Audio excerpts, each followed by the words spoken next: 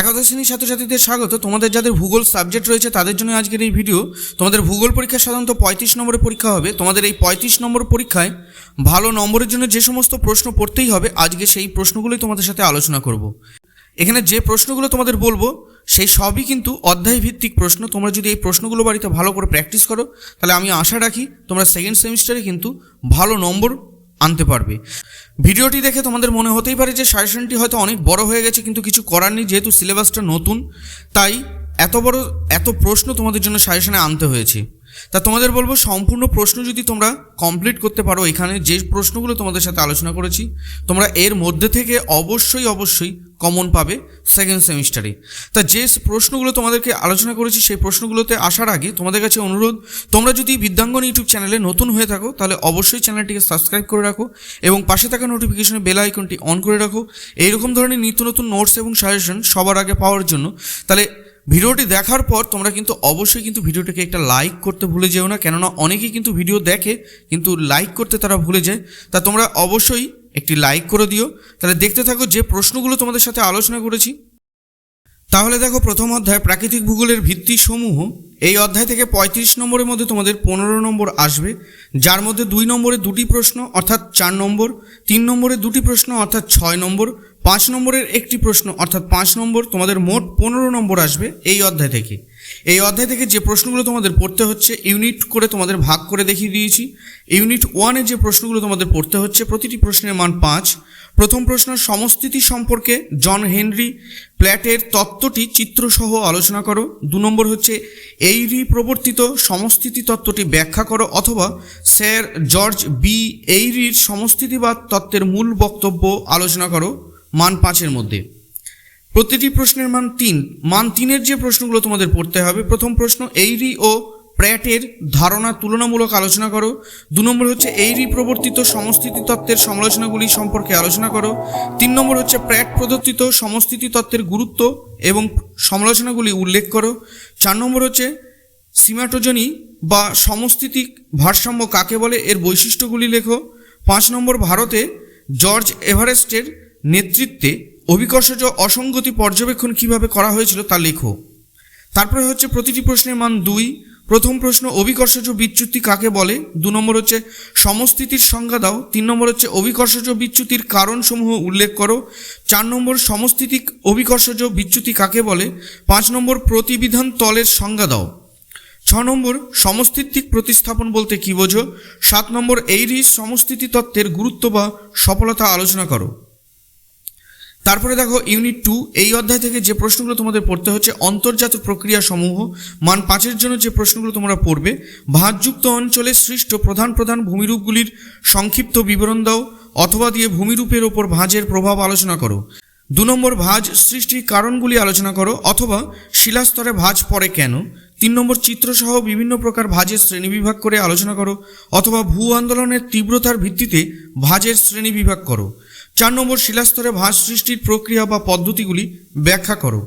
এই ইউনিট থেকে মান 3-এর যে প্রশ্নগুলো তোমরা পড়বে, ভাঁজের বিভিন্ন গাঠনিক উপাদানগুলি চিত্রসহ ব্যাখ্যা করো। 2 নম্বর, ভাঁজের বৈশিষ্ট্যগুলি লেখো। 3 নম্বর, প্রতিসম ভাঁজ সম্পর্কে চিত্রসহ আলোচনা করো। 4 নম্বর, প্রতিসম ভাঁজের সংজ্ঞা দাও। 5 নম্বর, অপ্রতিসম ভাঁজের চিত্রসহ বিবরণ দাও। 6 নম্বর, সাহিত্য ভাঁজ সম্পর্কে বিবরণ দাও। 7 নম্বর, ভাঁজযুক্ত অঞ্চলে বৈপরীত্য ভূমিরূপের সৃষ্টি হয় কিভাবে। 8 নম্বর, বৈপরীত্য ভূমিরূপ কী। 9 নম্বর, সাহিত্য ভাঁজ থেকে কিভাবে ন্যাপের সৃষ্টি হয়। 10 নম্বর, সাহিত্য ভাঁজ ও ন্যাপের মধ্যে পার্থক্য লেখো, অথবা ন্যাপ কিভাবে সৃষ্টি হয়। 11 নম্বর, ভাঁজ ভূমিরূপের ওপর গঠিত বিভিন্ন প্রকার জল নির্গম প্রণালীর উদাহরণসহ বর্ণনা দাও। 12 নম্বর, প্রতিসম ভাঁজ ও অপ্রতিসম ভাঁজের মধ্যে পার্থক্য লেখো। এই ইউনিট থেকে প্রতিটি প্রশ্নে মান 2। যে প্রশ্নগুলো তোমাদের পড়তে হবে, ভাঁজের গ্রন্থিবিন্দু কি। 2 নম্বর, ভাঁজের নতি ও আয়ামের সংজ্ঞা দাও।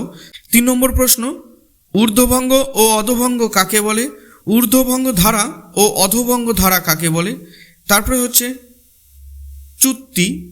এই অধ্যায় থেকে যেগুলো তোমাদের পড়তে হবে, দেখো, চুক্তির চিত্র অঙ্কন করে প্রধান অংশগুলি চিহ্নিত করো, অথবা চুক্তির 3টি প্রধান গাঠনিক উপাদান উপযুক্ত চিত্রসহ বর্ণনা করো। 2 নম্বর হচ্ছে শিলাস্তরে চুক্তি কিভাবে সৃষ্টি হয়, অথবা চুক্তি সৃষ্টির প্রক্রিয়াগুলি উল্লেখ করো। প্রতিটি প্রশ্নের মান 3। এখান থেকে যে প্রশ্নগুলো তোমাদের পড়তে হবে না, চিত্রসহ ঝুলন্ত প্রাচীর ও পাদমূল প্রাচীরের সংজ্ঞা দাও। 2 নম্বর হচ্ছে চুক্তি সৃষ্টির কারণগুলি আলোচনা করো। তারপরে দেখো 3 নম্বর, চিত্রসহ স্বাভাবিক চুক্তি ও বিপরীত চুক্তির বর্ণনা দাও অথবা বিলোম চুক্তির বৈশিষ্ট্যগুলি লেখো। 4 নম্বর, স্বাভাবিক চুক্তির সংজ্ঞা ও বৈশিষ্ট্য লেখো।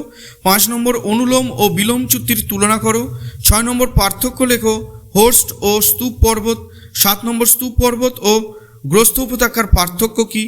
8 নম্বর, চুক্তি ভৃগুতট ও চুক্তিরেখা ভৃগুতটের মধ্যে পার্থক্য কী। 9 নম্বর,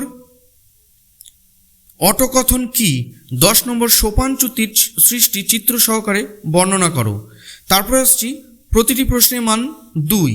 না, প্রথম প্রশ্ন, চুক্তির নতি কাকে বলে, চুক্তি কি। সোপান চুক্তি ও গ্লাস্ট কাকে বলে।